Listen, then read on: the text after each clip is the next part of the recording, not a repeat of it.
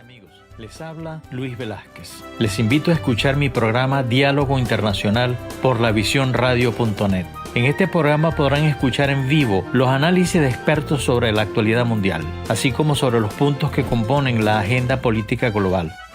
Diálogo Internacional con Luis Velázquez. Martes a las 9 de la mañana por lavisiónradio.net. Información que va contigo. Buenos días, amigas y amigos. De lavisiónradio.net les habla Luis Velázquez. Encantado de estar una vez más con ustedes en Diálogo Internacional. Son las 9 de la mañana de hoy, 25 de julio del 2023, y en los controles de audio, como siempre, Mayerlin. ¿Cómo has estado, Mayerlin? Muy buenos días, Luis. Bueno, excelente. Hoy 25, martes 25 de julio, como tú lo dices, a pocos días ya de recibir el mes 8. Así es, y el año, pero a la carrera. Ay, Dios mío, ni me digas. Bueno, ya en 5 meses, amigos, estamos en 25 de diciembre. Celebrando la Navidad. Sí, señor, así es. Nuestro número de teléfono es el 678-477-3036 y asimismo se pueden comunicar con nosotros a través de las redes sociales, Twitter, Instagram, YouTube, a través del cual estamos transmitiendo en vivo, y en TikTok. En la mañana de hoy tenemos un invitado de lujo, Mayerlin. Se trata del doctor Carlos Luján, politólogo, docente de teoría de las relaciones internacionales en la Facultad de Derecho e investigador del Instituto de Ciencia Política de la Universidad de la República de Uruguay, exdirector de la Academia Diplomática, consultor de organismos regionales e internacionales. Muy buenos días, doctor Luján. ¿Cómo ha estado usted? Muchas gracias por el tiempo que me ha dado. Buenos días, es un gusto estar en vuestro prestigioso programa. Muchas gracias, muchas gracias. No, es un honor tenerlo acá, sobre todo porque usted fue director de una academia diplomática, es diplomático, somos colegas. Muchas gracias. Doctor, hace poco terminó una reunión muy importante en Europa, que fue la reunión de la Unión Europea y de la CELAC, la Comunidad de Latinoamérica y el Caribe. Una reunión interesante, una reunión además que llega con 8 años de retraso, que se habían creado demasiadas expectativas que no estoy seguro de que se hayan llenado, pero eran expectativas muy propias en momentos en que el mundo está en pleno cambio, en el momento en que hay una guerra en Europa, el momento en que América Latina, y le confieso, nunca había visto una región tan confundida, con gobiernos tan confundidos que no saben hacia dónde apuntar. Doctor, ¿qué opina usted de esta reunión? ¿Qué opina usted de lo que se dio y de lo que en el futuro se podría ver? Bien, en primer lugar, creo que tú marcabas muy adecuadamente que hacía 8 años que esta cumbre no se realizaba, por lo cual uno de los logros es pasar a tener una periodicidad bianual, y que dentro de 2 años tengamos en Colombia, ¿sí?, una nueva reunión de la CELAC con la Unión Europea. ¿Sí? O sea, la continuidad de estos procesos es clave. En segundo lugar, no hay que pensar las cumbres solo por el evento específico. Hay momentos de siembra y hay momentos de cosecha. Yo soy optimista en términos de justamente ese momento de siembra, porque si solo pensamos en resultados inmediatos, creo que tendríamos que ser muy escépticos de lo que está ocurriendo. Esta continuidad también implica un trabajo entre cumbre y cumbre. ¿Sí? Dejar solo de la mano de los presidentes en una genialidad, en un momento de liderazgo sobresaliente, que las cumbres den un fruto que no era previsto, me parece que es un error. O sea que hay un trabajo del servicio, los servicios exteriores, de los cuerpos diplomáticos, obviamente en función de una orientación política que deben recibir, que veremos entonces si esto se da en las próximas cumbres. Y también quiero recalcar una cosa que tú planteabas, que es que América Latina necesita constituirse como un actor en el sistema internacional, y en este momento creo que las divisiones, las diferencias, las faltas de estrategia, esa confusión a la que tú hacías eh, eh, referencia, son un problema central. O sea, la pregunta, yo combinaría esta primera intervención con la pregunta de si América Latina quiere jugar en la primera división mundial o se resignan sus países a tratar de encontrar sus caminos independientemente. Porque la Unión Europea sí quiere jugar en la primera división en un mundo que aspira a que sea multipolar y no solo esté determinado por la confrontación sinoamericana. Sí, sí, eso está claro y estoy perfectamente de acuerdo con usted. Pero sin embargo, eh, viendo lo que sucedió y viéndolo desde atrás, desde incluso hasta de la pandemia, eh, en el caso de Europa, y con justa razón, su prioridad básica es la seguridad. Eso es, y después vendrán los otros temas. Y ahora más con una tremenda guerra y con las amenazas que hay. Y por supuesto, al lado de la seguridad está, y creo que es el paraguas que tiene Europa, es la OTAN. Y esa es una gran prioridad. Usted hizo una muy buena y certera pregunta, doctor Rohan, que es saber eh, si América Latina quiere jugar en la primera liga y Europa también. Europa, yo creo que siempre ha estado en la primera liga, un poco amparado en ese programa. Europa es una potencia de otras magnitudes que lo que son Estados Unidos y China, pero Europa en sí es una potencia. Pero América Latina, con tantas desavenencias políticas internas, porque además hay enfrentamientos entre gobiernos, con tantos problemas de desigualdades, pues creo que la realidad la está limitando más de lo normal. Y eso le va a impedir no solamente jugar en las grandes ligas, en la primera división, sino la va a limitar entre otras cosas. Totalmente. Yo creo que empecemos por el contexto mundial. Disculpe. Tenemos lo que yo llamo un mundo multipolar asimétrico, con dos polos, Estados Unidos y China, que son los centros principales, pero también con la India, con un alcance global, con la propia Unión Europea, con Rusia en términos de su armamento nuclear, y allí donde nos debemos preguntar, bueno, América Latina quiere tener una voz, quiere tener en definitiva una política, una convergencia de políticas exteriores, de defensa, o Brasil hará lo suyo, México otro tanto, Argentina acompañará a Brasil, Uruguay correrá solo, América Central se vinculará básicamente con Estados Unidos, o logramos tener un determinado rol. Ahora, quienes no participan en la toma de decisiones a nivel mundial, aunque sea desde una posición secundaria, son tomadores de decisiones. Entonces, eso me parece que es el punto central. Luego, me parece muy acertado lo que tú decías en términos de que esta reunión de CELAC con Europa, 8 años después, hacia un mundo totalmente distinto.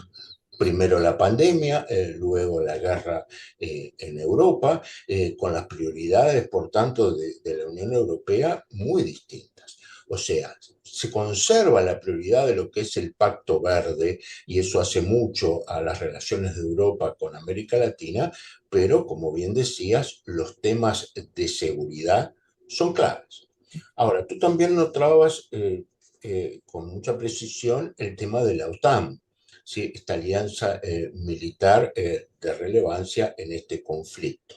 Ahí la Unión Europea tiene que mostrar autonomía estratégica con respecto a los Estados Unidos. No puede quedar como una región subordinada a Estados Unidos, ni dependiente de los cambios. O sea, si en el 2024 hay una alternancia de partidos en los Estados Unidos y los republicanos, sea DeSantis, sea Trump, el que fuera, asume la presidencia, hay cambios sustantivos en la política exterior norteamericana, en particular hacia Europa.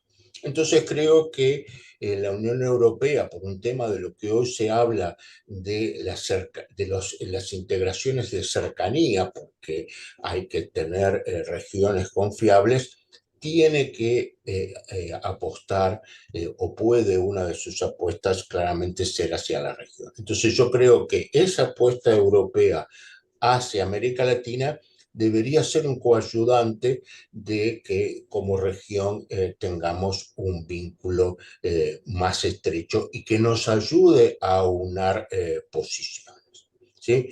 Si no, vamos a quedar entrampados en la región en una disputa entre Estados Unidos y China, con un tironeo sobre cada uno de los países que puede ser desgarrador, ¿sí? Yo creo, y con esto no quiero alargarme, que pensar que, por ejemplo, regiones o países como los del sur podemos tener simultáneamente tratados de libre comercio con Estados Unidos, con la Unión Europea, con China, todos simultáneamente, son ideas del siglo pasado, ¿sí? O cuando menos de la década del 10 de este siglo.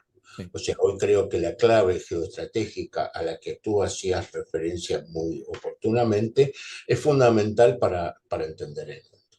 Sí, definitivamente es así, sobre todo porque en primer lugar, eh, entre las dos regiones hay una agenda sólida, hay una agenda importante, hay una cantidad de puntos que se pueden abordar mutuamente. Pero a mí me llamó mucho la atención releyendo este fin de semana la declaración final de esa cumbre entre Europa y América Latina. Me impresionó un detalle, que fue que había una parte de los que participaron de eso, tanto de Latinoamérica como Estados Unidos, como Europa, perdón, querían hablar de comercio. Pero sí hubo, revisando la declaración, conseguí 7 veces la palabra comercio, pero 4 veces de esas 7 se referían básicamente al tráfico de esclavos, y se refería a la época colonial. Y es un poco lo que usted dice, es decir, ¿cómo agarrar eso?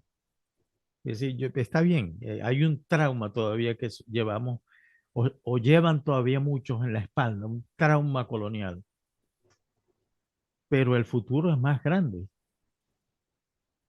Bien, a mí con respecto a eso, si te parece, me gustaría darle voz a las latinoamericanas y latinoamericanos a partir de una encuesta que hemos hecho. Si te parece, comparto Excelente, excelente, excelente. los datos contigo.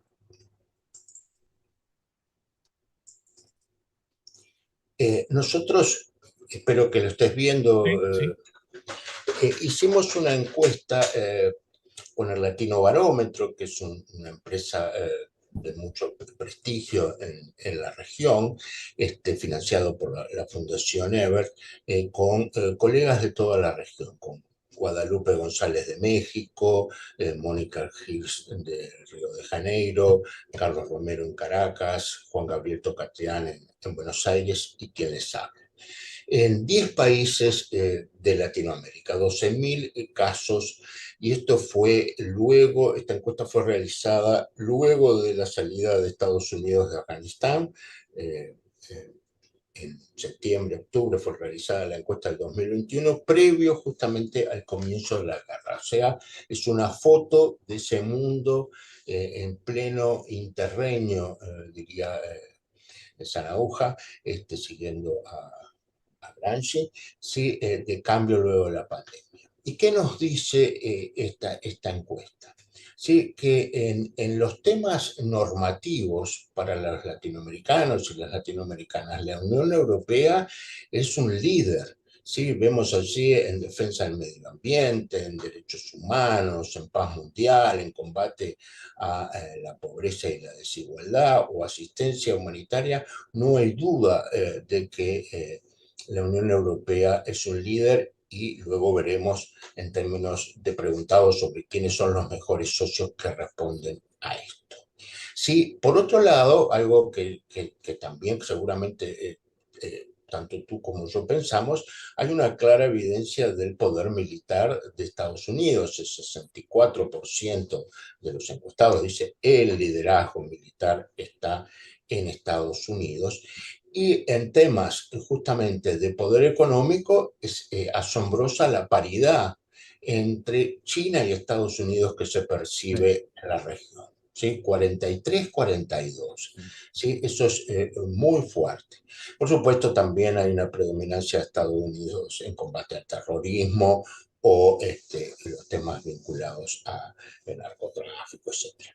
Pero lo más llamativo de todo es que en ese mundo que se viene, ese mundo del futuro, ese mundo del desarrollo tecnológico, de la inteligencia artificial, de la computación cuántica, de los microchips a nivel de muy pocos nanómetros, etcétera, etcétera, es China para las 3/4 partes de los latinoamericanos, ¿sí? Que lidera el desarrollo tecnológico. Entonces, esto nos deja, ¿sí? No digo que esta sea la realidad, esto es lo que la gente percibe en la región.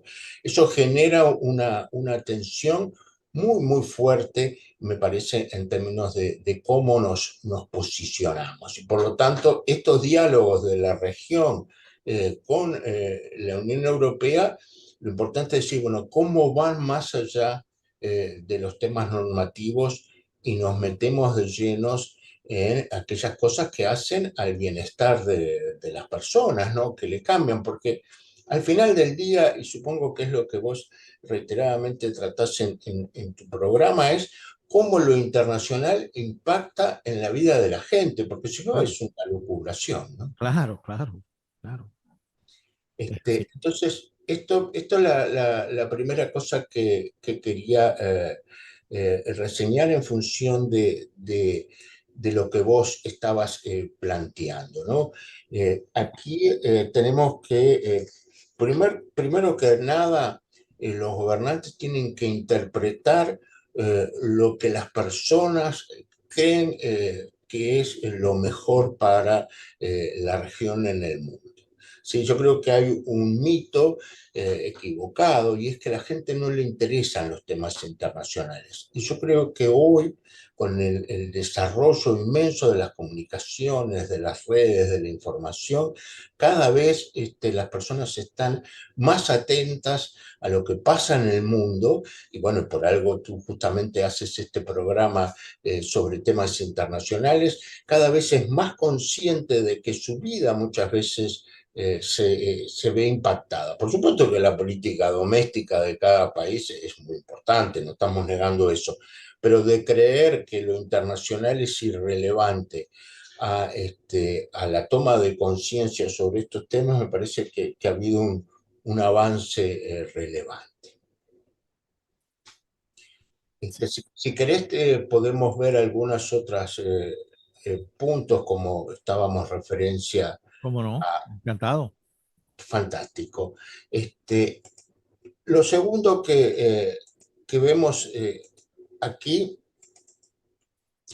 es la desagregación, que me parece interesante por país, en cómo son las relaciones con los polos de poder en estos 10 países a los que hemos estado haciendo referencia.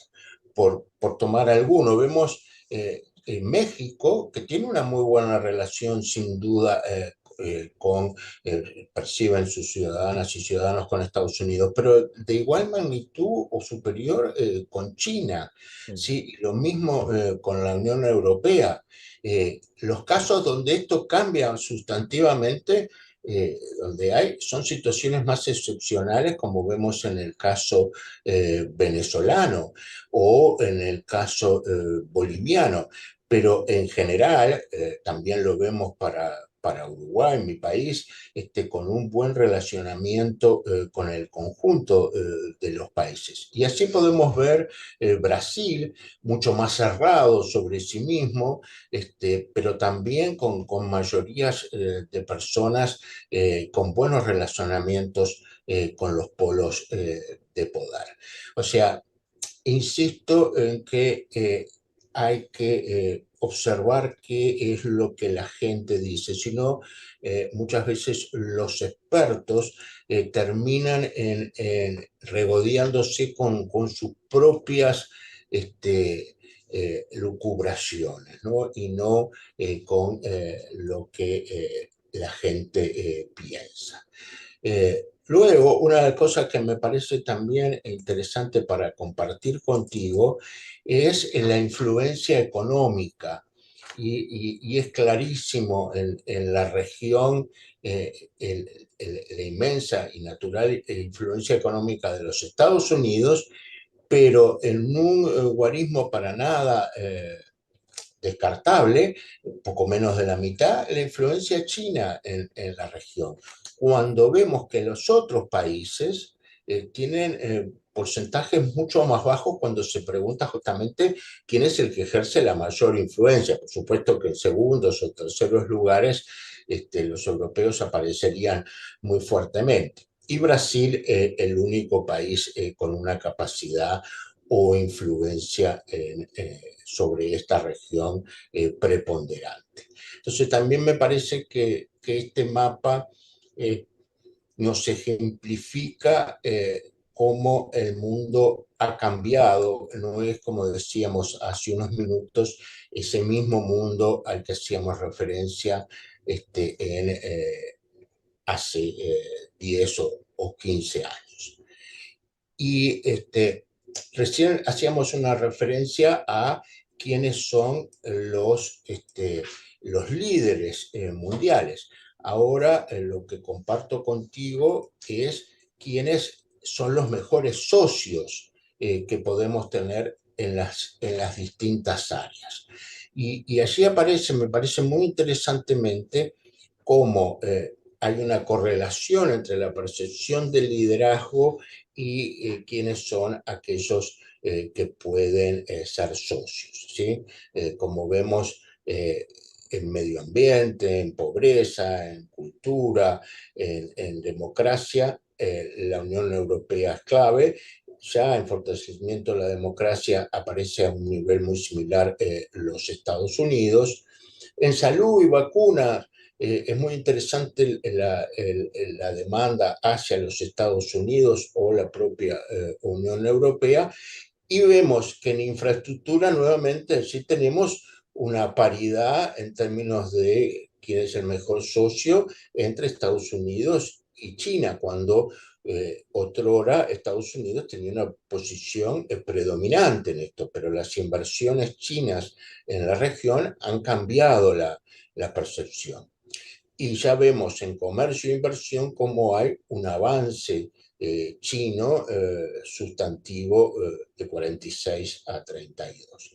Y lo que decíamos hace un rato se verifica en los temas tecnológicos de importancia para la región. Pero bueno, no quiero cansar con cifras, pero me encantaba poder compartir contigo esta visión de la gente que me parece que a veces está un poco ausente en los análisis. Sí, en realidad no, es espectacular. Yo soy un gran seguidor de Latinobarómetro, me parece que es de los más serios que hay como encuestadora, como investigadora. Pero, profesor, eh, permítanos ir a la pausa y ya ¿Cómo no? regresamos y me gustaría que conversáramos al regreso sobre Bueno, hay toda una agenda armada y eso nos lo ha explicado muy bien esas láminas que nos ha expuesto usted tan gentilmente. Entonces, ¿qué nos queda de ahí en más? Vamos a una pausa y ya regresamos. Estamos conversando con el doctor Carlos Luján acerca de las relaciones entre Europa y Latinoamérica y el Caribe. Estamos de regreso en Diálogo Internacional. Estamos conversando con el doctor Carlos Luján acerca de las relaciones entre Europa, América Latina y el Caribe. Eh, Doctor Luján, yo le dejé unas inquietudes antes de ir a la pausa, sobre todo porque examinando las relaciones comerciales, por ejemplo, entre Europa y América Latina, en los últimos 20 años, ese vínculo comercial se ha ido deteriorando poco a poco, pero no solo de Europa hacia América Latina, sino de América Latina hacia Europa. Y otros jugadores internacionales han ido tomando posesión. Me impresiona a veces esta conversación, tan grata conversación que estoy sosteniendo con usted y las preparaciones que normalmente hago antes de hablar en la radio, me revisé muchas cosas, pero me impactó los avances tan impresionantes que tiene China en América Latina. Pero unos avances realmente importantes, no solamente desde el punto de vista económico, de inversiones comerciales, sino hasta culturales.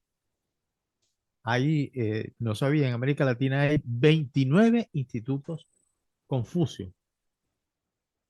Eso es una gran avanzada porque se está atacando el tema desde otro punto de vista creo yo, perdóname si me equivoco, que es el campo más delicado que hay, que es el tema cultural. También se puede decir, le comento, en el occidente de Venezuela hay una ciudad que se llama Ciudad Ojeda. Yo estuve por ahí hace como 2 años, no más, 4 años. Mi hermana, mi familia, una parte de mi familia vive cerca de ahí y me fui a despedir que yo me venía para Estados Unidos.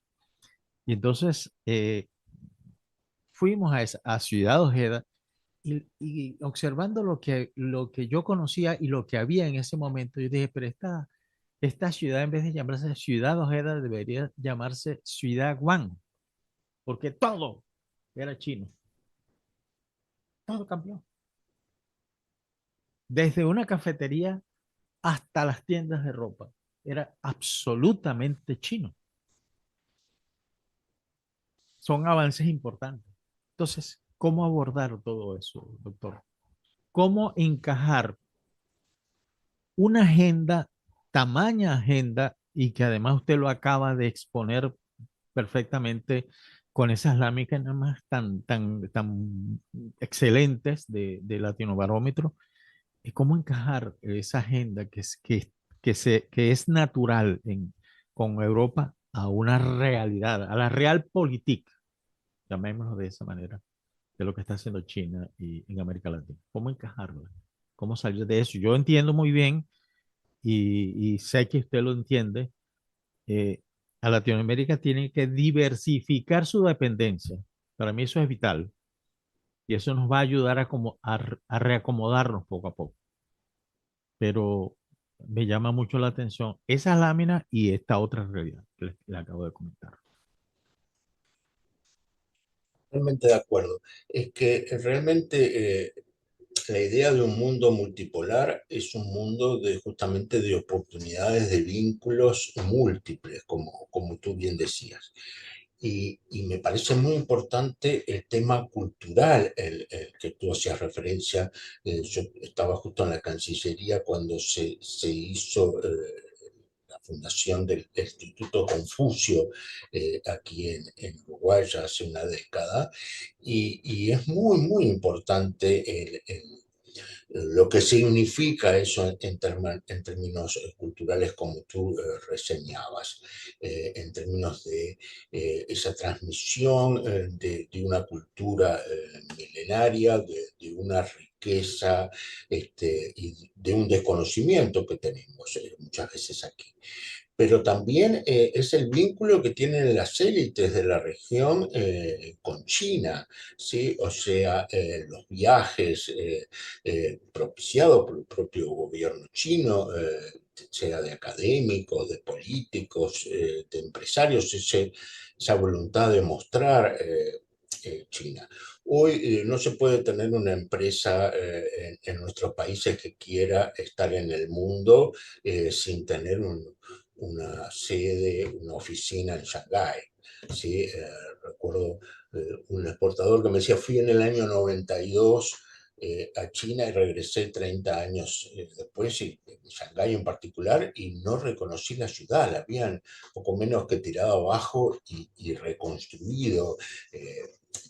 Te da una idea casi de ciencia ficción, los avances que vos ves en China. Entonces, hay un tema cultural muy importante.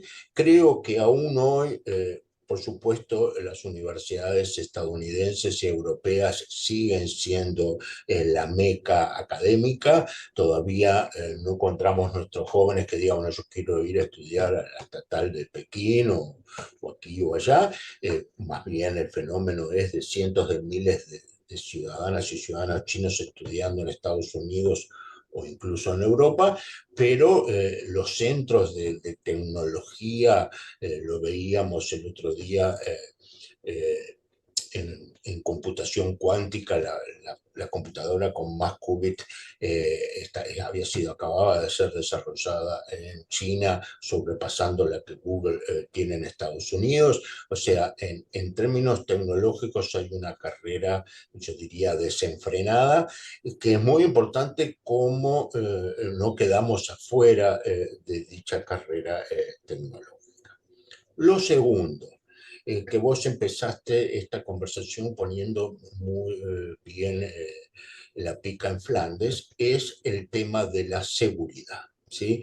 O sea, el mundo hoy ya no es el de la segunda globalización que tuvimos hasta la pandemia. ¿Sí? La primera impulsada por Gran Bretaña, que termina ya por 1913, y esta segunda, que yo creo la pandemia cortó y la guerra hace a un cambio.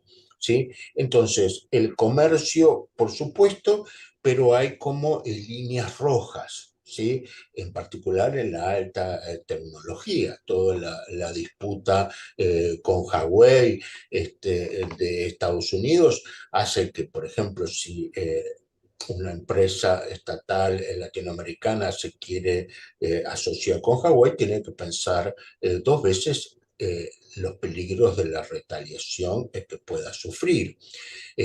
Lo vemos ahora en la competencia de microchips con las prohibiciones del envío de máquinas de litograbado profundo para microchip Estados Unidos, pero el que se ha sumado a SML de los Países Bajos, y veía las noticias ahora que empezaban en julio a las prohibiciones para las empresas japonesas de venta a China, con grandes problemas, porque yo conversaba con mis estudiantes en la maestría, ASML, la holandesa, tenía un 20% del mercado en China, en un momento de expansión puede prescindir, pero Tokyo Electronic con un 80% de su mercado de máquinas de microchip en China, ¿quién le va a pagar la diferencia? Claro, Estoy hablando de las grandes empresas, ¿no? claro. Intel, Nvidia, todos estos. Entonces, ahí hay otra nueva línea roja donde ya no hay un mercado perfecto de alta tecnología, sino hay una fragmentación. Ni que hablar en los temas de las compras militares. Uruguay hizo una licitación, para poner un ejemplo pequeño, para unos buques donde la mejor oferta en términos económicos era China, y terminamos comprándole a los españoles. No compramos a los estadounidenses que presionaron al respecto, pero se entiende el mensaje. La instalación de puertos que puedan ser de aguas profundas, que puedan ser transformados en bases navales, es un lío. Entonces, esta nueva relevancia que tú traías a colación de la seguridad hace a una interconexión entre los temas comerciales, de inversiones y sobre todo a aquellas tecnologías más sensibles. Ahora, esas tecnologías son más sensibles, son las que permiten el desarrollo. O sea, acaba de Brasil pasar a Estados Unidos en las exportaciones de soja a nivel mundial. Bienvenido sea ese comercio, pero el desarrollo requiere hoy de inteligencia, de altas tecnologías. Y entonces, ¿cómo nos movemos con muchas más restricciones de las que teníamos antes, pero con algunos marcos que nos permiten movernos, y en eso volvimos al principio, donde la Unión Europea es clave. Yo tuve la oportunidad hace unos meses de estar en Bruselas y les explicaba, ellos de alguna forma me transmitían que no entendían muchas veces la falta de apoyo de América Latina en función del tema de no sumarnos a sanciones económicas contra Rusia. Yo les explicaba que, bueno, que eso tiene que ver también con el comercio, con las inversiones, y que, por ejemplo, discutíamos estos mismos puntos sobre tecnología, y decía, pero nosotros tenemos un programa de informática, de tecnología avanzadísimo. Digo, pero hoy no es hacer un programa con 200, 300, 400 millones de euros. Eso no cambia nada. ¿Sí? O sea, el punto es, ustedes acaban de recibir en Berlín una inversión de informática cuántica. ¿Están dispuestos a compartirlo con San Pablo? Pero eso implica de repente 5.000, 10.000 millones de euros. Esos son los montos de los que hablamos hoy. Estados Unidos lo puede hacer con dificultad hoy, pero lo puede hacer. China lo está haciendo. Europa tendrá que decidir si realmente avanza. Y en eso me parece que, volviendo a la cumbre, estos 50.000 millones de euros destinados a inversiones, a préstamos, van en la buena dirección. Si no, me parece que queda todo en una retórica, hay que ir más allá de las palabras, y eso implica inversiones, intercambios, ¿sí? Volvemos a la economía, ¿no? Sí. Es decir, que hace falta más que cumbres para restaurar una relación entre América Latina y Europa.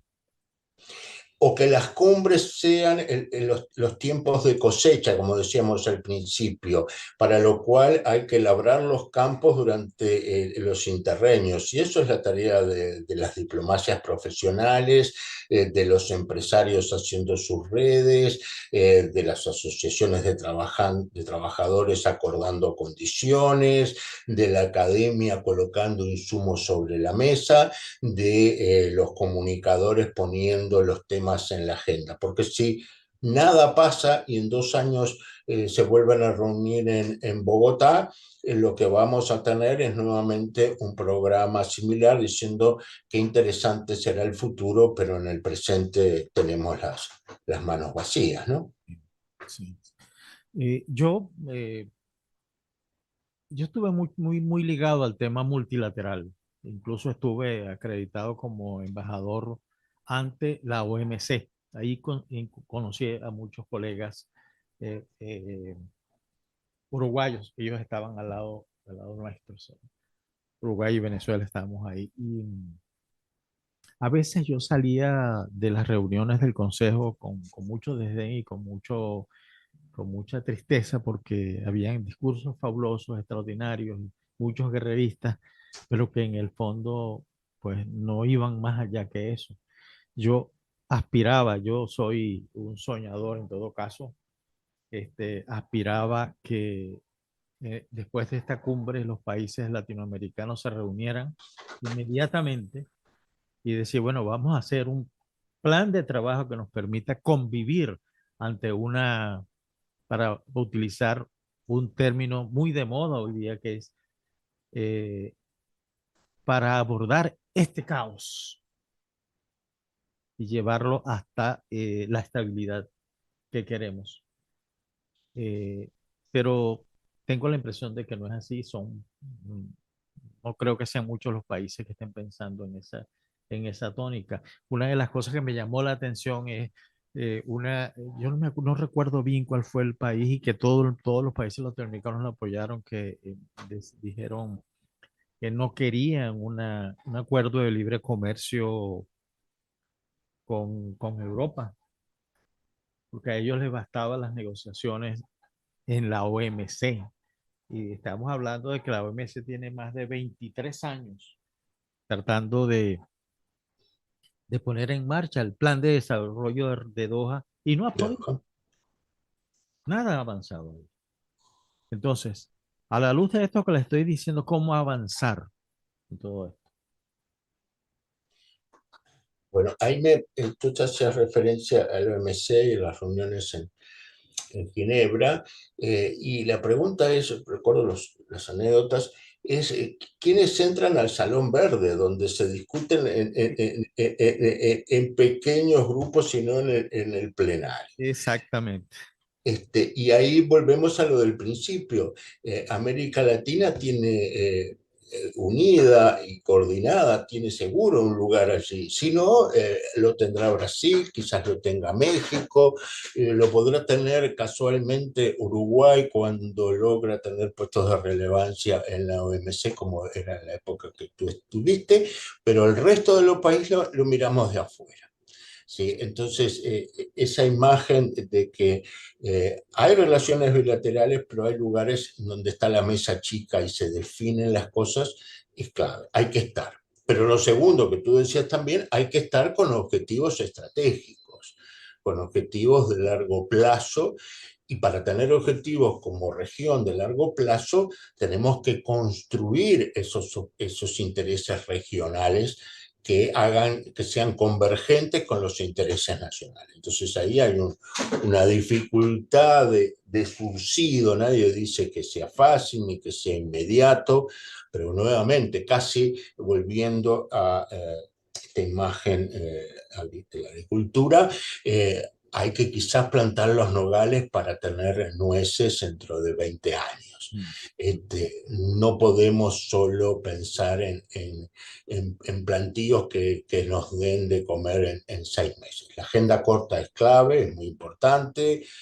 La duración de los gobiernos democráticos exige muchas veces tener esas agendas cortas, no siempre se tienen, pero también, insisto, si alguien no hubiera planteado esos montes de nogales para que 20 años después y durante un siglo nos dieran sus frutos, no tendríamos nueces que también nos hacen a la salud.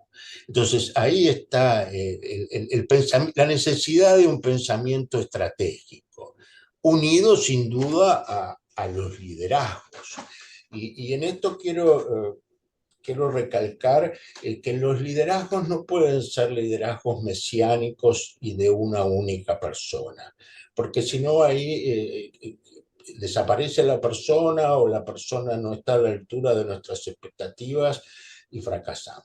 Para ser bien concreto, me parece que poner toda la carga hoy, por ejemplo, en el presidente Lula como el artífice de las relaciones, es lo mismo que ponerla en el presidente de la Unión Europea, Pedro Sánchez, que fue a una cumbre en la que no sabía si al otro día era presidente o no, se fue de la cumbre a un meeting, y lo bien que hizo probablemente de irse a un meeting, y hoy no sabemos si en España si será o no presidente en función de los votos de Puigdemont y de la derecha independentista catalana.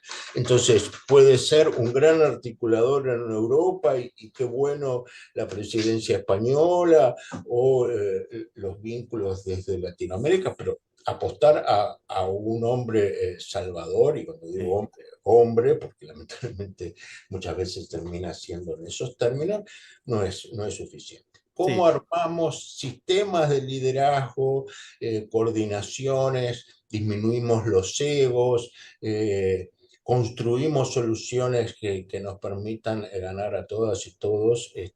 Es un gran desafío, pero bueno, para eso está la difusión de lo que tú haces en tu programa. Me parece que esa es la idea, ir como la gota que va aportando a la construcción de un gran lago, ¿no? sí. Sí, en realidad la idea de diálogo internacional es básicamente enseñarle a la gente que el mundo está avanzando y los avances del mundo nos afectan o nos benefician, pero es una realidad que hay que ponerle muchísima atención. De eso depende el desarrollo de los países. Tengo una observación personal y otra, una pregunta que hace un oyente. Vamos a comenzar por la pregunta. El embajador Héctor Quintero le pregunta, buenos días, doctor. ¿Es que existe un verdadero interés de la Unión Europea para acercarse mucho más a América Latina? Muchos analistas han criticado la participación de algunos países latinoamericanos en la cumbre. La Unión Europea con sus problemas internos y con sus excolonias africanas pueden acercarse más al continente. Esa es la pregunta que le hace el embajador Quintero. Y la observación personal, bueno, yo quizás usted con toda seguridad conoce a Guillermo Valles. Sí, claro. Es un gran amigo. Es un gran amigo mío. Lo perdí, tengo algunos años que no sé de él, pero es un gran profesional. Empecemos por el final. Con Guillermo tuvimos la suerte de hacer en el año 87-88, fuimos compañeros de la maestría de Relaciones Internacionales Inflaxo, o sea, si hará años que nos conocemos. Él tuvo una destacada actuación en el ministerio, fue vicecanciller, ha coordinado Sí, multiplicidad, estuvo en la UNTAC. O sea, yo te diría que es uno de los referentes en el servicio exterior uruguayo en términos de su profesionalismo como diplomático y también de su compromiso con el sistema político. O sea, qué casualidad tenemos allí un amigo y viejo conocido así es. Cuando lo común. vea, por favor, preséntele mi saludo. Siempre lo recuerdo. Le daremos un abrazo en tu nombre. Muchas gracias. Y con respecto, y agradezco la pregunta del embajador Quintero, yo creo que esto, como se dice, para bailar se necesitan dos. Entonces, no solo es la voluntad de la Unión Europea, sino también los signos y lo que nosotros mostramos también de interés. O sea, para decirlo en otros términos, no está desesperada por bailar con nosotros, no estamos para hacernos los interesantes, y nos cotejan de tantos lados que veremos. Bueno, tenemos que mostrar en una cosa, obviamente que tiene que ser horizontal y en pie de igualdad birregionalmente, interés, y no manifestar solamente las divergencias internas y los obstáculos, y que Argentina no quiere por esto y hasta que no se resuelva su proceso político otra cosa, y que Colombia apuesta por Estados Unidos y ahora cambia, y Brasil va para aquí, para allá, ¿sí? Entonces, yo creo, creo es que frente a señales claras de profundizar en las dos regiones, podemos entrar en sintonía con la idea de una Unión Europea que quiere jugar, sí, en la primera división y no contentarse de estar de la media tabla para abajo. Porque jugar en la primera división no significa ser campeón o tener chances de campeón. Entonces, parece que la Unión Europea no se va a resignar de que el juego en lo en lo que queda del siglo solo será entre Estados Unidos y China, sino que también tiene cosas para decir, y también en algunas instancias puede liderar algunas áreas. Creo que eso es parte de una toma de conciencia, por lo menos en una parte de Europa, sobre esto. Por supuesto, después está los vínculos con Gran Bretaña, que no son menores, que creo que hay que tomar nota. O sea, que todos sabemos del Brexit, pero me parece que no terminamos de asumir de que ahí hay un actor internacional también relevante, muy cercano a los Estados Unidos. Y por supuesto, creo que las chances del diálogo con Europa de la región se fortalece en la medida de que tengamos múltiples alternativas. O sea, cuanto mejor podamos vincularnos con el Asia-Pacífico, no solo con China, con Norteamérica, con otros continentes como África. Lo que tú planteabas de la importancia del multilateralismo y el de la multiplicidad de vínculos. Entonces, si ponemos de nuestra parte, pero a su vez mostramos que tenemos múltiples caminos, nos irá bien. Que eso es un esfuerzo de construcción muy fuerte, que implica profesionalismo en nuestras diplomacias, que implica madurez en nuestras clases políticas, que implica rescindir de ciertos egos y hacer converger en un sistema de liderazgo regional que de alguna forma rote y que vaya más allá de las orientaciones políticas, bajo la base que en democracia todo fuera nada, me parece que tenemos oportunidades. Esperemos que